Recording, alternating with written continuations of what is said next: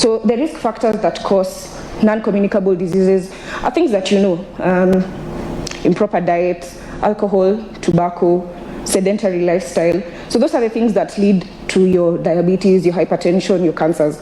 And if we can tackle then awareness of these risk factors among the Kenyan youth, then we can reduce the burden of non-communicable diseases, not only to our health systems, but also as financial implications to Kenyans. So Afya AI then was a mobile application that was tested among Kenyan youth in Nairobi and Busia counties, where we used 2 versions of large language models, ChatGPT and Bard then, now called Gemini, to deliver personalized health information and behavior change nudges. So essentially what we had language models. One of the objectives of the research study was we wanted to compare the output for the 2 different models. And once you are assigned to one of the large language models, then you are able to query and interact with these models to ask about the risk factors that I have just mentioned about. We also ensured that the information that they were getting from these models was verified and fact-checked.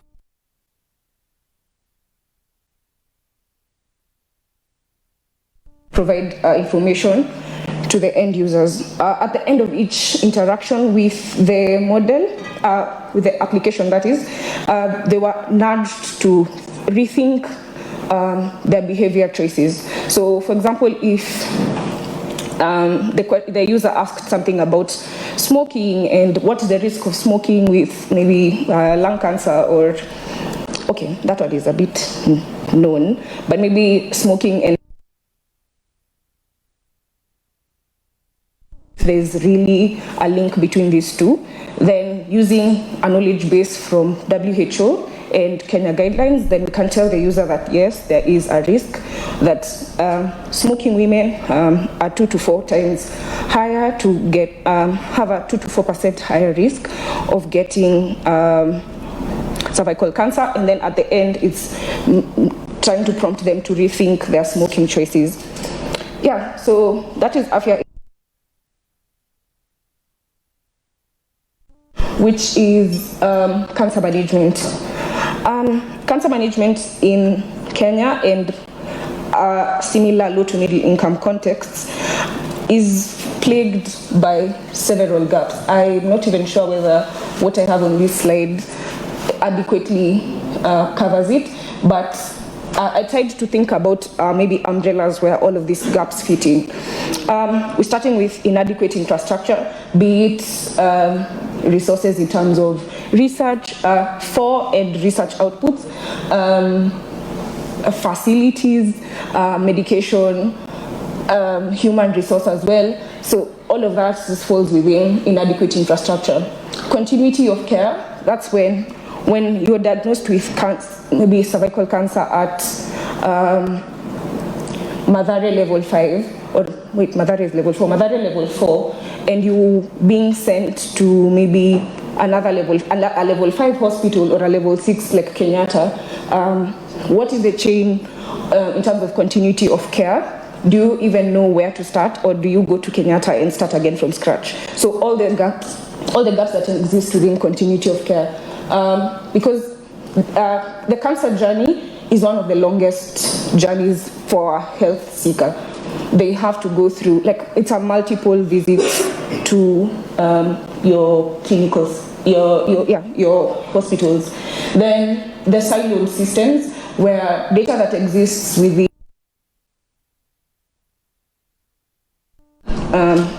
I run a cancer clinic. The data that I have for my patient X, I'm the only one who has access to it, and when they move to a different hospital or a different care provider, it's impossible for me to be able to share this data unless it's hard copies of documents, and as you can imagine, by the time you get into this point, you've collected multiple documents. Another issue is scaling, so where when you build a solution for facility X, how do you ensure that it can accommodate facility Y, Z, A, B, C, D as you go on? And then at the end of the day is we need to be able to make decisions, we need to be able to make decisions regarding cancer patients based on evidence. And if we do not have like a well-collected data pool of evidence, then what we end up doing is making decisions based on recommendation and guidelines generated from the north, generated from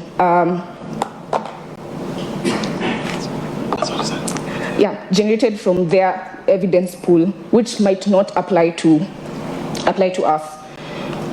So what is the current status in Kenya?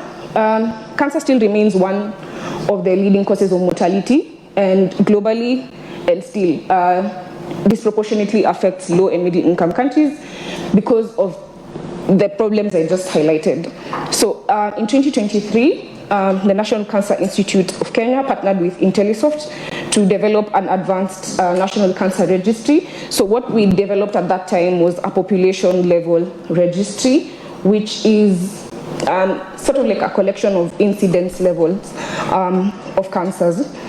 But then we quickly realized that the registry, as we had been authorized and legislated to develop, could still be strengthened and utilized by different stakeholders across the cancer continuum to enhance or better manage cancer, So, for example, from the National Cancer Registry, we should be able to answer questions like, how big is the cancer burden in the country? Maybe even go to as low as how big is the cancer burden per county, per hospital, per region, per tribe. Be able to query based on all these different filters. Then, what are the outcomes of diagnostic and treatment initiatives already in place in the country? If anyone is from a clinical background, you can to quickly notice that cancer management is one of those very complicated decision trees where sort of everyone kind of not does their own thing. They have reasons why they do, like oncologists, that's cancer specialists, they have reasons why they do what they do, but there's no way to fact check that. When a patient goes through a treatment regimen that looks like this, what are the outcomes, so that then we can recommend that maybe let's avoid this kind of treatment plan and lean more towards this kind of treatment plan. So that was the question, what are the outcomes? Can we tell whether when patients undergo chemotherapy for a specified amount of time, whether it has a better outcome or a worse outcome? Another question is, how efficient are the screening initiatives implemented in communities in terms of how quickly do we get to final diagnoses? How well are they treated? What are the outcomes or survival for these patients? So I'm pretty sure you know about various screening initiatives for cancer. We have the breast cancer screenings where we have self-screening, and then there's the image-guided ones where you have mammograms and ultrasounds and what have you. Then we have pap smears for cervical cancer, and women are encouraged on a daily, please go for your cervical cancer screening, please do your breast cancer screening, please do this, please do that, please do this. And do we have a way of saying that when a woman goes for a breast cancer screening and is identified or is flagged as a potential breast cancer patient, that because it was identified at stage X, then their treatment outcome looks like this, or their cancer journey looks like this? So we should be able to tell that from the registry. And then to the most important question of the day is, to what extent can AI-powered tools enhance the timelines and accuracy of clinical decision making? So as I had alluded to earlier, clinical decisions within the cancer continuum are very, very complicated. These are usually patients who have like multi-system conditions, quote unquote. For that I mean that when you start the cancer management journey, you probably will have a complication that affects maybe your lungs, and another complication that affects your kidneys, and another complication that affects your heart, but all of these are still within one patient. So being able to make decisions within this multidisciplinary section of a patient, it can get very complicated. So how can we maybe use the power of AI to be able to outline these decisions or support these decisions for us. So this was our kind of definition of the problem that we are trying to help the National Cancer Institute of Kenya to solve by enhancing the National Cancer Registry, which bore this project that I'm talking about today. That is AI-enabled modeling of cervical cancer registry data. In the next slide, I will talk about the reason why we focused on cervical cancer. But essentially, this project proposes to leverage artificial intelligence to improve cancer care by integrating data from multiple sources. Because as we realized, the cancer registry might be a little inadequate, or the data quality and quantity that is collected in the cancer registry is not sufficient to be able to power a large AI model. So the aim of this was to generate insights, or be able to say that we're making decisions based off data that we have collected and data that we have validated. And these decisions should help clinicians when they're making decisions in the clinics as they're seeing patients. Oh, okay. Yeah. Clinicians when they're making decisions in the clinics, public health experts while they're making decisions that affect policy and that affect like population level for health, and then for researchers as well, they should be able to know what are the most researched areas for cervical cancer in the country, where does gaps exist, so that as they're conducting their research, they're saying, I'm conducting research on why we should do maybe conization for cervical cancer patients because we do not have enough research around that area. So those are the specific objectives that this project aims to solve. So cervical cancer was the chosen scope because it's the second highest most common female cancer after breast cancer, and it's preventable. So the fact that it's preventable means that when we start the cervical cancer journey from screening and diagnosis, we can tell that cervical cancer was caused by HPV that developed these lesions that then became cancerous. So we have a cancer where we can monitor the entire journey of cancer management.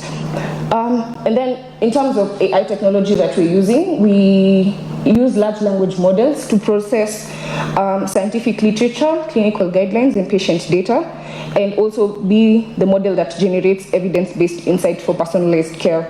So large language models in this context is our tool to be able to understand the data that we have, or the data that we have collected.